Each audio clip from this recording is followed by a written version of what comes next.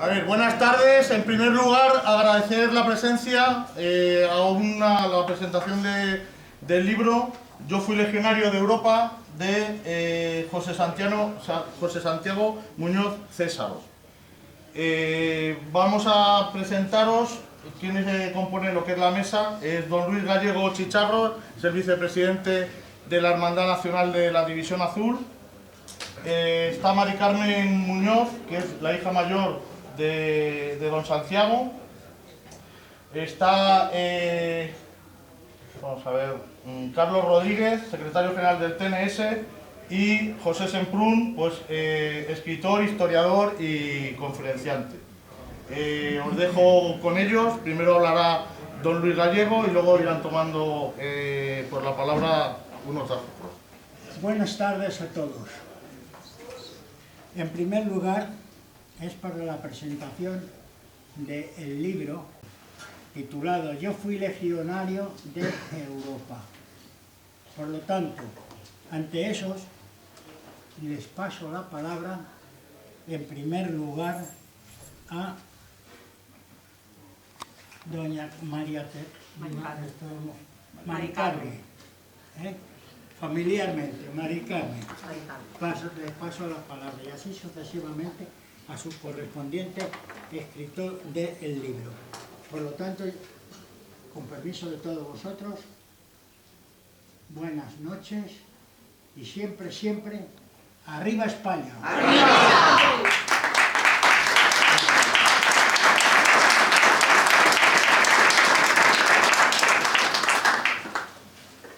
Buenas noches. Al público que me dirijo hoy es muy diferente al que suelo dirigirme a diario, pues soy maestra de infantil y los niños a los que yo le hablo tienen 3 años. Me llamo Mari Carmen y estoy aquí porque muchas personas han hecho que se haga realidad la ilusión que tenía mi hermana de que se hiciera pública la presentación del libro, o mejor diría yo, del diario que escribió nuestro padre en los meses que estuvo en la División Azul por su amor a España, libro titulado Yo fui legionario de Europa. Estoy contenta de que sea en este salón donde estemos reunidos, pues mi padre participó y colaboró en su construcción y 2 de mis sobrinos, hijos de mi hermano, hicieron un diaporama que ha estado mucho tiempo puesto en estos salones. También quiero darle las gracias a don Carlos Rodríguez, a don Pedro Pablo Peña, a José Semprún, a doña Pilar y a la hermandad por cedernos el local. Y no puedo olvidarme de a mi amiga Raquel, pues gracias a ello he podido cumplir el deseo de mi hermana. Gracias especiales a mi cuñado Miguel, aunque hoy no ha podido venir, pues fue el que apoyó en todo momento a mi hermana, por el amor que le tuvo y le tiene.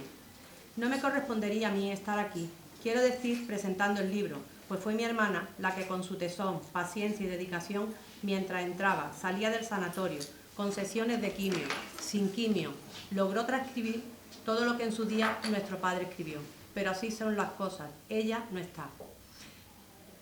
Siempre hemos pensado, ¿a quién se le puede ocurrir?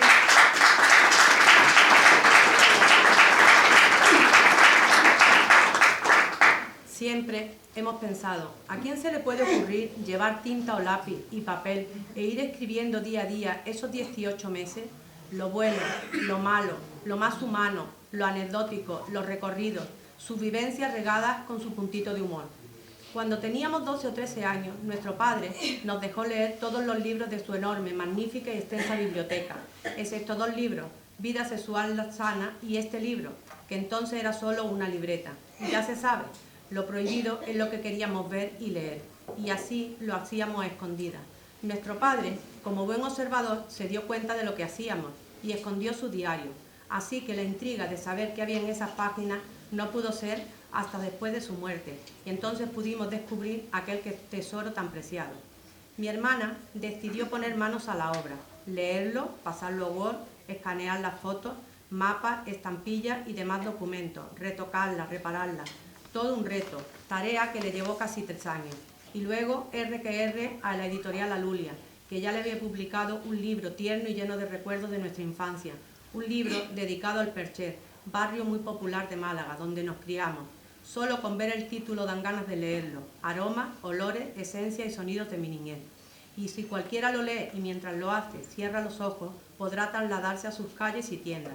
En la editorial decidieron publicarlo y así salió este magnífico libro. Salió una parte de la historia de España, vivida por nuestro padre y muchos camaradas que lo acompañaron.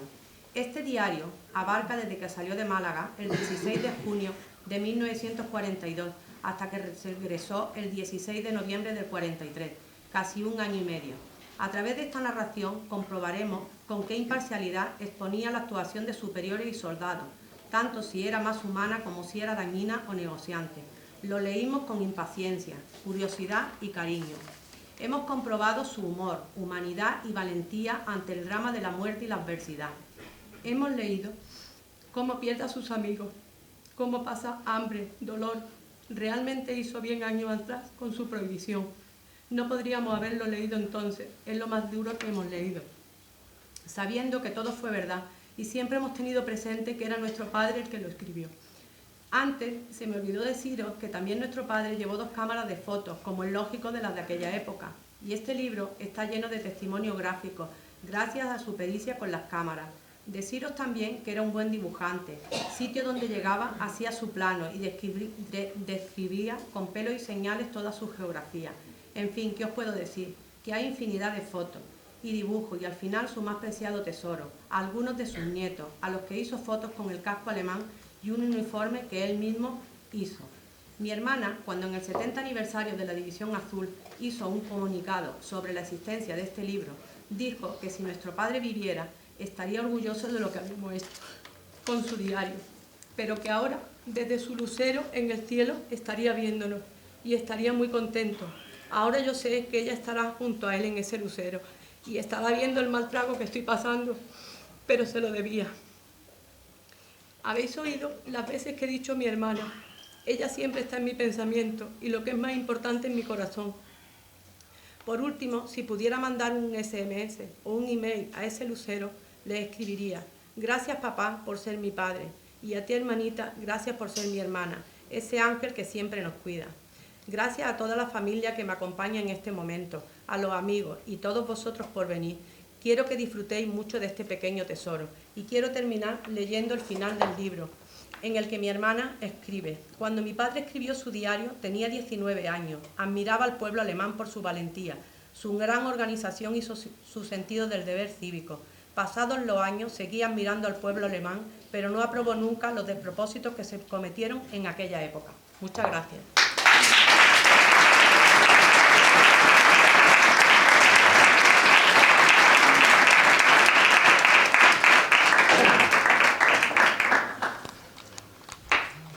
Querría empezar agradeciendo a la Hermandad Televisión Azul y a Carmen Muñoz el honor que se me hace de presentar el diario de su padre, un combatiente por Europa en la División Española de Voluntarios, la División 250, un diario que precisamente por eso ofrece unas garantías de autenticidad, no como algunos diarios que se han publicado y que en realidad no son tales, se han escrito tiempo después aún haciéndolo pasar como diario. En este caso, la autenticidad es absolutamente segura, así como la motivación del autor para sumarse a la expedición española que combatió en tierras de Rusia. Fundamentalmente, él era un excombatiente ya de la Guerra de España y, en consecuencia, no sería el caso de otros que fueron a la División Azul precisamente para conseguir esa condición de excombatientes. Y en la época en que él fue, es decir, en 1942, pasadas las primeras euforias de los primeros momentos de la invasión alemana de Rusia, en que todo parecía muy fácil, se había conocido ya la dureza de la lucha, la dureza del enemigo, y naturalmente esto valora que alguien se aliste en la unidad en esas circunstancias. En el diario, que es escrito en un estilo muy asequible para todo el mundo, inicia, claro está, el viaje desde Málaga, su Málaga natal, hasta la frontera francesa, de la zona ocupada por el ejército alemán. Ya tiene alguna experiencia desagradable con nuestras Fuerzas Armadas, cuando pasa en algún momento por algún cuartel del ejército español, todavía en territorio español. Al pasar a Francia, ya es recogido por las, según le describe de forma muy emocionante, por las autoridades alemanas, y hacen el viaje hasta el frente, a diferencia de la primera expedición, que lo hizo, como saben ustedes, a pie desde el campamento de Grafenborn, donde fueron equipados y armados, hasta el frente de Leningrado, en tren. Esto, naturalmente, le ofrece, es una comodidad, aunque por supuesto pierden algunas experiencias que tuvieron los primeros expedicionarios. Asiste a algunos incidentes en Francia con exilados o con comunistas franceses que de forma inexplicable permiten a las autoridades alemanas. Se podría decir que de estos polvos vinieron aquellos lodos, me refiero a las guerrillas que actuaron en el territorio francés, precisamente en esa zona, sobre todo en los años siguientes, y que tantos disgustos ocasionaron a las tropas alemanas, tantas bajas en situaciones normalmente, verdaderamente, hoy diríamos, crímenes de guerra, pero cometidos por los guerrilleros franceses o españoles en el exilio. Y llegamos a la entrada en acción bélica frente al enemigo, es decir, frente a los ejércitos soviéticos. Como buen combatiente, es una piedra de toque, cuando ustedes quieran ver si un combatiente es auténtico o no, es la valoración, la justivaloración del adversario. Cuando ustedes vean estos que dicen el adversario, unos cobardes que se tiraban por la ventana, ya pueden apostar que lo ha visto en alguna película y normalmente americana. La justivaloración del adversario es la piedra de toque del auténtico combatiente del que no lo es, que no fue solamente en la prensa o cosa parecida. Valoran al adversario, la decisión con la que combaten y alude a las diversas fuerzas que se enfrentan, entonces a la aviación, la parrala, como la llaman, a las guerrillas que actúan, guerrilleros soviéticos que actúan en la retaguardia alemana, en este caso español, el sector defendido por los españoles, a algunos lanzamientos de paracaidistas para reforzar a estos guerrilleros, entre ellos un español al que cogen prisionero, español enviado a Rusia durante la Guerra de España y posteriormente adoctrinado en las motivaciones de la Unión Soviética y enviado como paracaidista para reforzar a los guerrilleros. Naturalmente, el prisionero en cuestión asegura que su propósito no era otro que pasarse y volver a España. Eso, sea esto cierto o no, es lo que cabía esperar. Antes de esto, hay que decir, al ingresar en la División Azul, prestan el juramento a Adolfo Hitler como jefe, como caudillo en la lucha contra el comunismo. El juramento que prestó él y que prestaron otros muchos y que algunos parecieron olvidar posteriormente, como también se olvidaron otras cosas. Por ejemplo, aquel compromiso en las Cortes españolas del generalísimo Franco de que si algún día la guerra estaba ganada y no había posibilidad de esto, pero que si por casualidad algún día el camino de Berlín fuese abierto por las tropas soviéticas, no sería una división española de voluntarios, sino que sería 1 millón de españoles los que irían a defender Berlín. Y en cierto modo hubo los españoles defendiendo Berlín, pero eran 1 millón, no pasaban de 200, mandados por el coronel de izquierda, que ustedes conocerán seguramente, o algunos de ustedes. Las experiencias que tiene, además de las del frente, tiene lógicamente las obligadas en Riga, la capital de Letonia, en el hospital donde acude varias veces al resultar herido.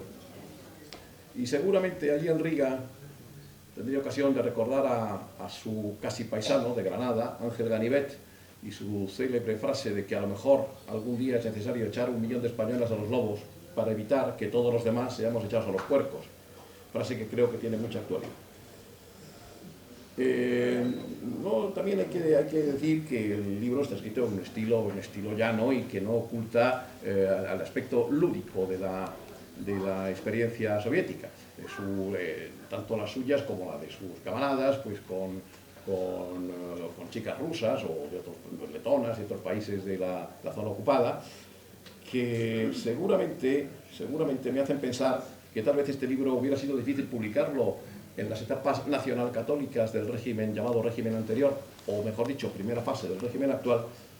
Se me ocurre un paralelo con La fiel infantería de García Serrano, que fue prohibida por las diversas palabras malsonantes que dice que escribe el escritor Navarro y por el tono anticlerical que subyace en toda la obra de García Serrano. Porque se espió, o no se es, tienen ustedes que comprenderlo.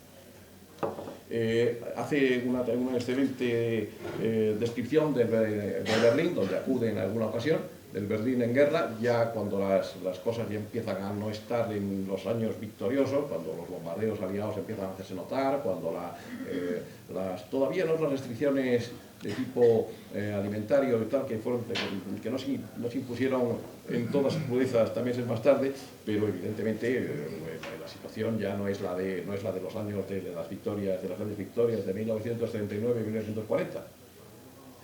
Y es una descripción bastante interesante y no de las muy abundantes sobre el Berlín de aquellos años.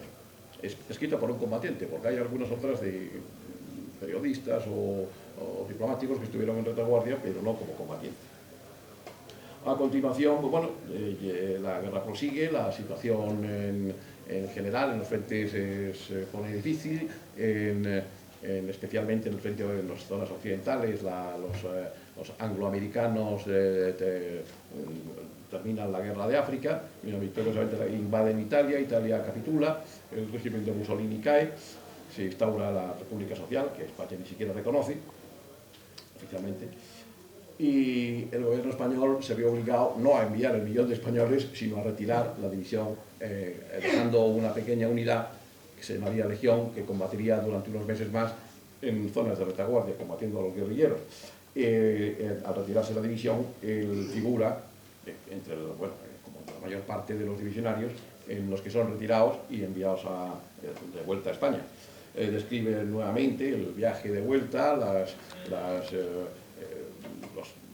trato que les dan los alemanes en general en las zonas ocupadas, las enfermeras, los oficiales y demás, y muy a la española, claro está, como al llegar a España pues no hay los más mínimos requerimientos, exclusivamente el oficial, es estrictamente el oficial, sin ninguna participación popular ni nada parecido, porque el pueblo español, como saben ustedes, está siempre pensando en otras cosas. Déjeme usted de guerras, déjeme usted de historias, es el lema que debía figurar en vez del plus ultra o en una gran Biblia. Por último, efectivamente, como muy bien ha dicho Carmen, Clara, que es cuando su padre escribió su diario, admiraba al pueblo español, al pueblo alemán, por su valentía, su gran organización y su sentido del deber cívico, aunque también es de suponer que si fue a Rusia a combatir en el ejército alemán no sería por esas cualidades, porque esas cualidades las hubiera tenido también el ejército alemán, el pueblo alemán, si hubiera estado gobernado, por ejemplo, por el Partido Comunista. Y en ese caso es de suponer que no se hubiera ido a alistar en el ejército comunista alemán. En cuanto luego, pues posiblemente pasan los años y sigue admirando al pueblo alemán. Es aquella frase de Stalin: los Hitlers van y vienen, el pueblo alemán permanece, pero que no aprobó nunca los despropósitos que se cometieron en aquella época. Y efectivamente, se cometieron despropósitos en aquella época y en todas las épocas. Por ejemplo, en la actual. En la actual asistimos a unos despropósitos verdaderamente sorprendentes, como por ejemplo 5 millones de parados y 4 millones de inmigrantes. Es un despropósito a todas luces. Por ejemplo, despropósitos las intervenciones en misiones de paz de nuestras Fuerzas Armadas en países como Afganistán, Líbano, Bosnia, intervenciones que no se sabe bien si son para combatir, para impedir que se combata, para las propias de una ONG o qué. Y por los despropósitos, por ejemplo, que en un avión al que se trae tropas españolas del Afganistán, a bordo de un avión alquilado ucraniano y que se estrelle en las montañas de Armenia. Esos son despropósitos comparables a lo mejor a algunos de los que cabe inferir a que se refieren durante la Segunda Guerra Mundial. Dicho esto, yo lo que solamente me queda insistirles a ustedes para que compren el libro, lo lean y lo mediten. Porque en el tiempo que estamos es un refuerzo para la mentalidad que se supone que no va a ser muy necesaria.